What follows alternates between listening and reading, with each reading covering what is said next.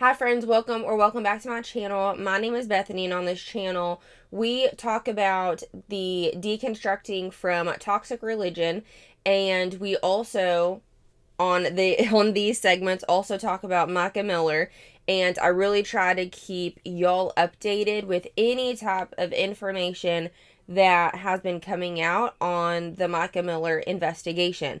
So today it's not an update on the investigation because we don't really know where the FBI is at with all of this. Robbie Harvey is simply diving deeper into if Mica Miller actually had mental health issues.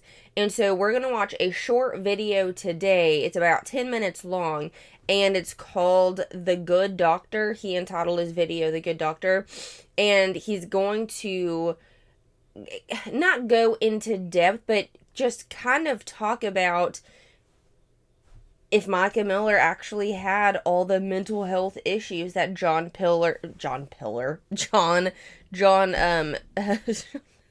that's funny, John Paul Miller stated that she had.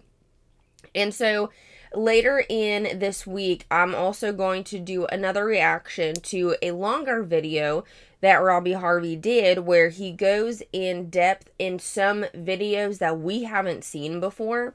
Well, I mean, I hadn't seen before that time of, in my opinion, the manipulation that John Paul Miller would do to Mica Miller, making her out to look crazy, but in all reality, like, he was kind of the one doing it. But we're going to dive into those videos in a separate video. I just wanted to get this one out here quickly, and so that'll be a good follow-up to this video. I remember in a lot of JP Miller interviews and just him speaking like on social media, he's not doing that anymore, but he would say like, oh, the doctor said, and I'm like, dude, if you wanted to clear, not like clear your name, but to prove what you're saying is true, just get the doctor that diagnosed her, get the doctor that wrote all the prescriptions or whatever, and just have them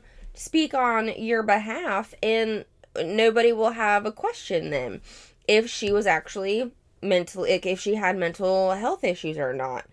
And because he had stated that she had schizophrenia and bipolar 1 and 2, I believe that's what he said.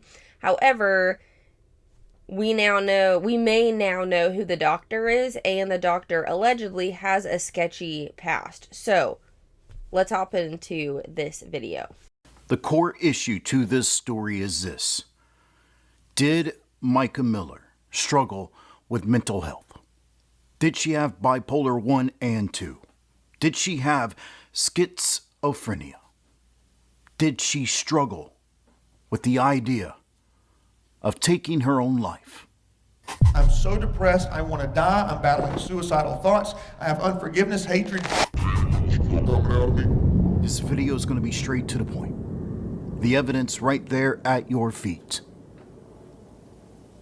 You ready? It all starts right here. An impromptu ceremony in November of 2017, where a few friends and family gather on the beach to celebrate the union of John Paul and Mica. John Paul, do you take Mica, who you now hold by the hand, to be your lawful and wedded wife? They even have their buddy Charles Randall officiate the wedding.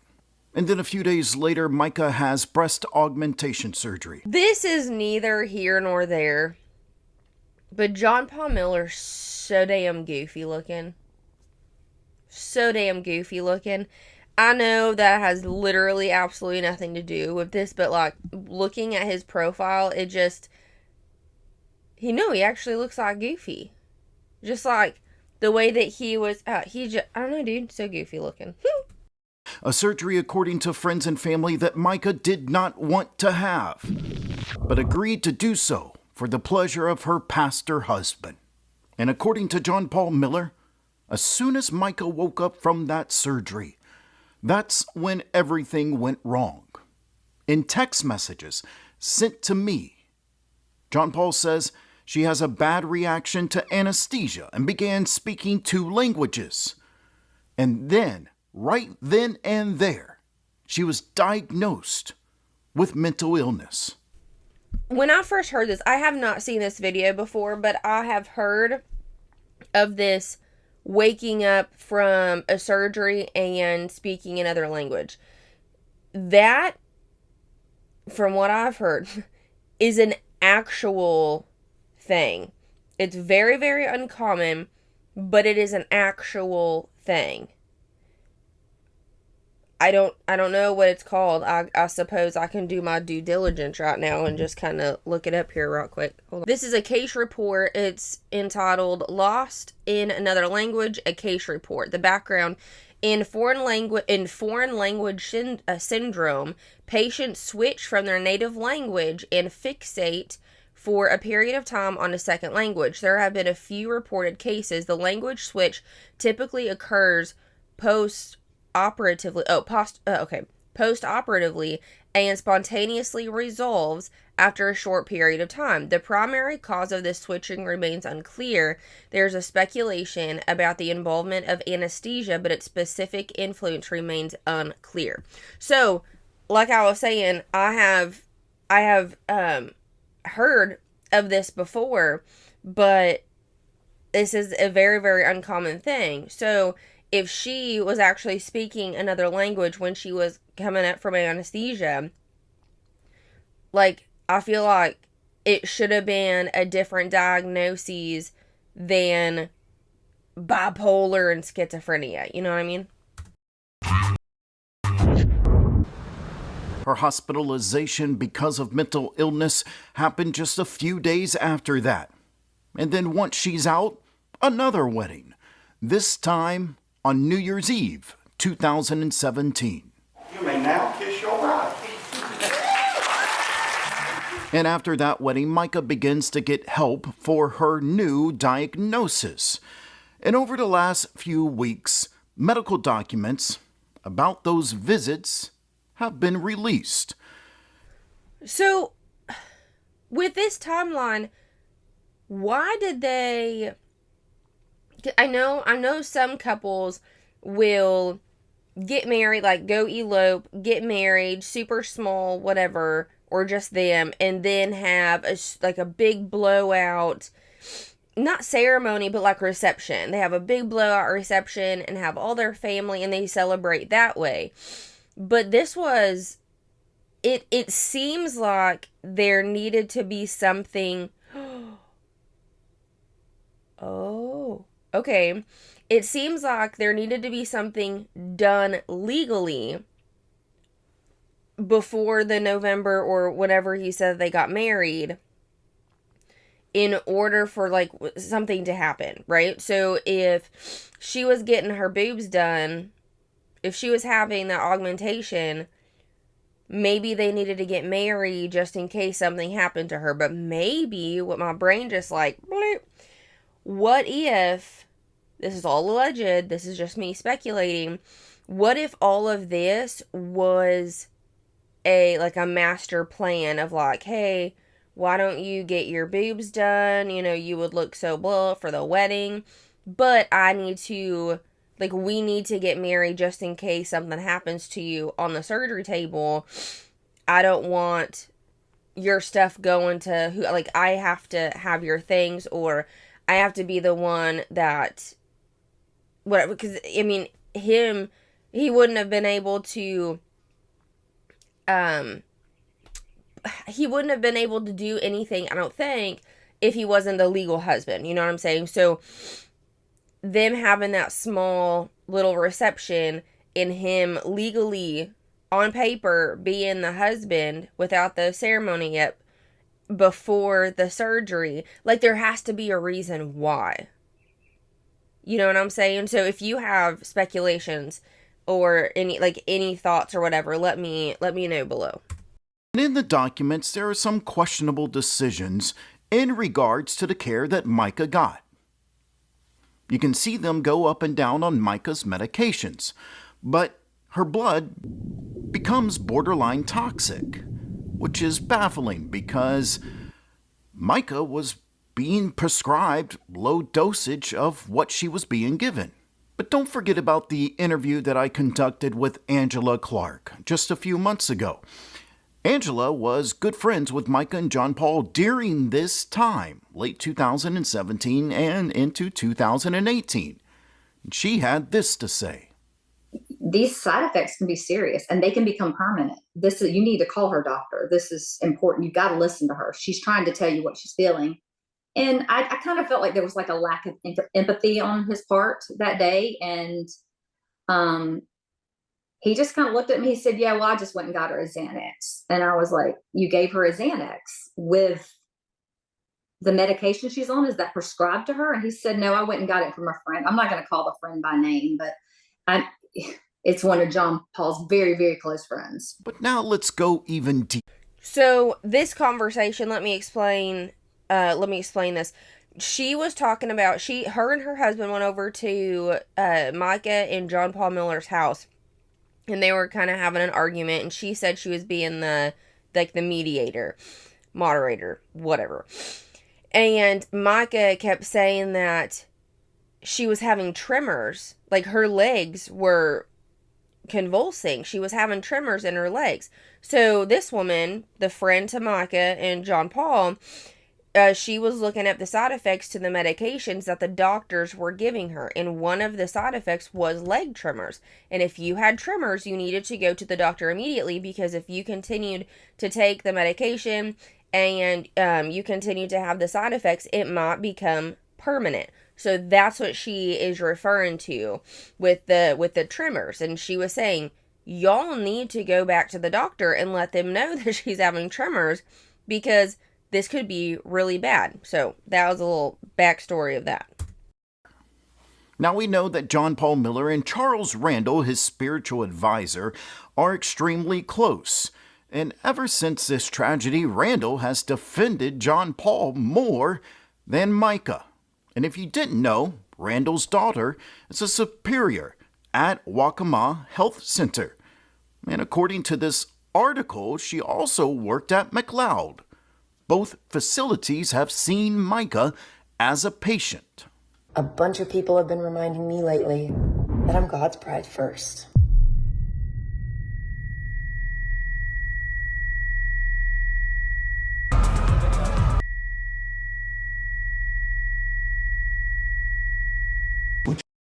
Doesn't make any sense. Now, Waccamaw is the place where Mica begins to get some help for this new diagnosis. And in the documents that have been released, I'm sorry. The stripper pole kind of threw me off. Was that, I guess if we're talking about John Paul Miller, it kind of makes sense. But it kind of like, whew, what? that keeps popping up. It's a Dr. Shaddai Duchesne. And in the documents we have, Dr. Duchesne makes some questionable decisions. Now, in her defense, we don't have all the documents, so it's hard to give a fair assessment of why she was making these decisions. But it still gets interesting. Back in 2009, Dr. Duchesne pled guilty to 10 counts of distributing oxycodone. This happened in Pennsylvania, and after serving her probation, at some point she packs up and comes to South Carolina to practice. And on multiple profiles online, she's listed as an addiction specialist. But don't worry, it gets even better. In 2019, Dr. Duchesne went through a divorce, and she was represented by this woman, Nicole Gaddis, an attorney for the Winslow Law Firm. Tom Winslow, the attorney and good friend of John Paul Miller. Now, I want to be clear. So far, this is all coincidence. But the connections... Like hell it is. Like hell it is. Sir Robbie Harvey. Well, maybe he has to say that for... But, in my opinion, none of this is a coincidence. Absolutely freaking not. No. This is nuts. I haven't seen this. Like I said, I haven't seen this. This These things are not, nope. are curious, and they It's amazing one crazy woman can do to a man of God.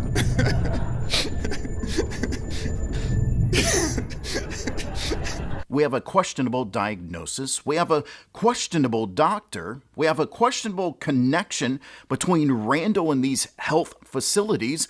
We have a questionable connection to Tom Winslow. And there's this. Last week, the True Sunlight podcast obtained even more medical documents, courtesy of True Crime Re. In one of the documents, there was a redaction for some reason. But in that redaction, they did not black out the writing enough. Now again, we have documented evidence that JP believed Mica was going to be unwell for the rest of her life. He even went so far as to tell her that medical professionals had told him he would only see the woman he married a few times a year. Within days of her diagnosis, he was catastrophizing it in a way that made her out to be a ticking time bomb unless she took her meds. Oh yes, the meds and the redactions. Let's talk about those last few lines of this report. The clinician wrote, "I stress that the better outcome is when patients follow all the recommendations, like therapy, compliance with meds." And here, she wrote in all caps, "as prescribed." So therapy, which Mica only went to once, it was the only appointment so far that JP appears not to have been a part of. And meds, quote, "as prescribed." Understandable, right? At the beginning of the report, she wrote that JP said he had taken Mica off of one of her meds on his own, so that makes sense. Then it goes on. In parentheses, patient and husband, redacted, redacted, or redacted, redacted. Beth, you want to zoom in and read that again to us without the redactions? Patient and husband stop meds on their own or share each other's meds. So, yeah, JP, or presumably JP, according to his pal True Crime Re anyway, didn't want us to know that part. Why are we still being associated with True Crime Re? Well, I guess if that person is giving them medical information, I get, but like, who is that? Like, we've been asking this whole time, who is True Crime Re? I'm starting to think that it is John Paul Miller. How do you think God feels about that? Not only were they going up and down on Mica's own medications, but according to witnesses and now medical documents, John Paul Miller was giving Mica medications not prescribed to her. I have unforgiveness, hatred, demons coming out of me. Now, she's dead. John Paul Miller nor anyone mentioned this video have been linked to Mica's death. Which I understand. He has to say that for legal purposes. Let me scroll here real fast just to see if there's anything else. 'Cause again, I want to be careful with the music because the last Mica Miller video, I was copyrighted. But I kept the video up. In May 2024, Robeson County Sheriff's Department ruled Mica's death a self-inflicted. According to sources, despite the ruling by Robeson County Sheriff's Department, the FBI is investigating the death of Mica Miller. As we have all said from day freaking one, dude. Literally day one.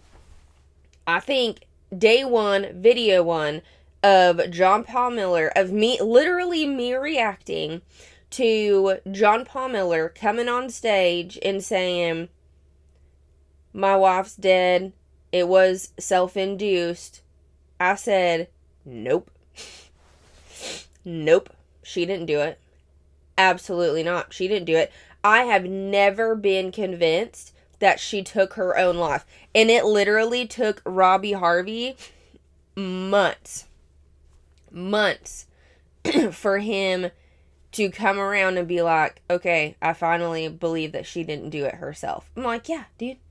That's what literally we've all been saying. We've all been saying. Anyway, so later this week, I'm going to do another reaction to a live video. This here kind of sets up the next Mica Miller video, because we're going to go into further depth of how, in my opinion, John Paul Miller manipulated some videos to make it look like she was the crazy one, but really, once you have the backstory, he is, in my opinion, being the one that's manipulating the situation to make her out to seem and to even think that she might be a little crazy.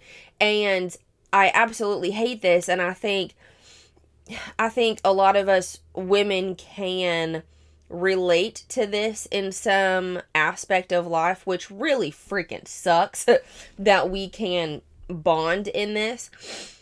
In being with somebody who manipulates you so much and contorts your mentality to make you seem freaking crazy, but in all reality, they're the ones really contorting the things.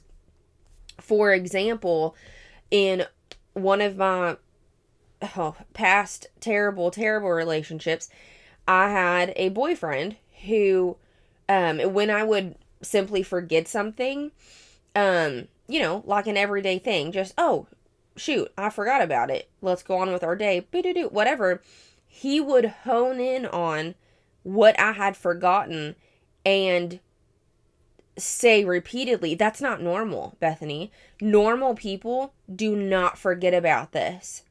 You're either lying or there is something wrong with your brain, because nobody would forget about this thing. And in particular, the thing that I had forgotten is that, oh yeah, he went to church with me. Like, literally, he went to church with me one time. I just forgot about it. Like, a normal person would say that and be like, oh, okay, yeah, I completely forgot. Sorry, I didn't mention it before.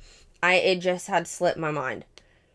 That turned into me actually believing that there was something wrong cognitively, not even cognitively, but physically with my brain, that he convinced me that I needed to go to a doctor because there was something wrong with me. So I'm telling you, dude, like, I understand the manipulation side of that, and feeling absolutely crazy, but it also takes getting out of that situation, out of that relationship, to be like, oh, I wasn't crazy. He was the crazy one. You know what I'm saying? So, sadly, again, a lot of us women can relate to that in some area of our life, which really, really sucks. It just is what it is, I suppose. So, anyway, I'm going to cut this video off here. Again, I will be doing another reaction to a longer live. I just wanted to update y'all on something that's a bit shorter and more concise, because I'm not saying like I want to, but no, I am keeping up with the Mica Miller investigation and the nooks and crannies of really making this story whole, and not just keeping up with the investigation, but keeping up with all of it. You know what I'm saying? Like, all of the inner working parts to make all of the, oh, well, these are coincidences. No, they're not. It all lines up in some way or another. So I do appreciate y'all so very much. Again, please let me know what your thoughts are in the comments down below. I always love reading what y'all are thinking. And again, justice for Mica. We are going to continue to talk about this until it is closed and there is justice. There is justice for Mica. So I appreciate y'all once again, and I will see you in the next one. Bye.